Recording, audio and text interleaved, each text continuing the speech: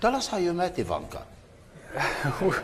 We could go through that as well. We actually got introduced by two business colleagues, and I got very, very lucky in that one. But yes, you did. Very, very lucky. Yes, you did. But what I would say is that for us, we did not plan our lives like we would go into politics. Ivanka's father decided to run for president, and then we slowly got more and more into the campaign. And as we saw more of the country, we saw a lot of the problems. We met a lot of the people. We saw that he was fighting for a lot of change that really needed to happen for the country. And so we helped with the campaign. And then when he said he was coming to Washington, we made the decision to leave our lives and to do this.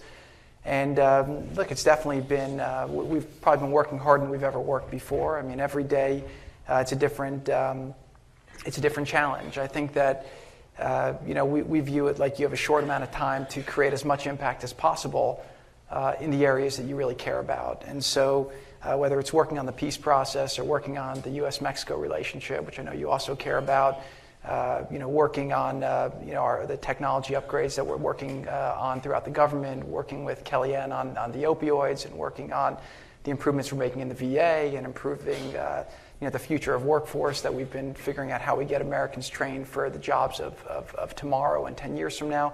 There's so much great work that needs to be done, that can be done, and we feel very honored to be able to do it. And what I will say is that every day we come in, the reason why we've been working so hard is that we feel like it's just sand going through an hourglass, and before we know it, it'll be over. And so we're going to work as hard as we can to make as much impact we can on the areas that we care about, and that's really how we judge ourselves. So we try not to get distracted by the day-to-day, and we don't pay a lot of attention to the noise. Scrutiny, but the press, the media in general. How do you deal with that? I mean, this is not a world you're familiar with, even though you own the newspaper, but basically, you can't open the TV or read a newspaper that there's not a story about you or about Ivanka's shoes or this one's ties or I don't know what. Always going back to you, analyzing what you did, what you didn't say, what you're doing, what you're not doing. Yeah. Is that disturbing you?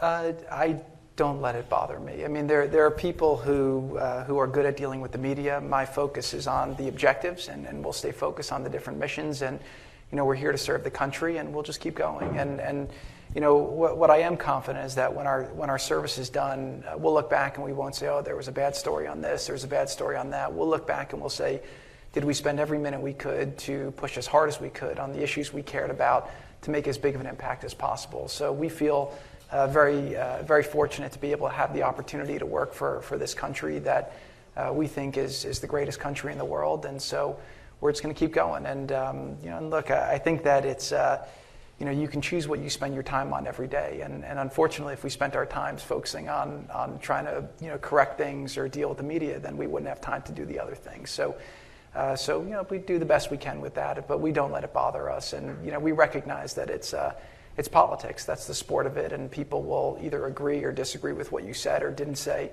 But that's not what's real. What's real at the end of the day is what you accomplish, the differences you make, the lives you impact, and that's what we stay very focused on. And look, DC's a different place. We never thought we'd move out of New York, but the kids are loving it here. The schools are great, and my wife and I feel like we've made a difference so far, and there's a lot more impact that we have the ability to make.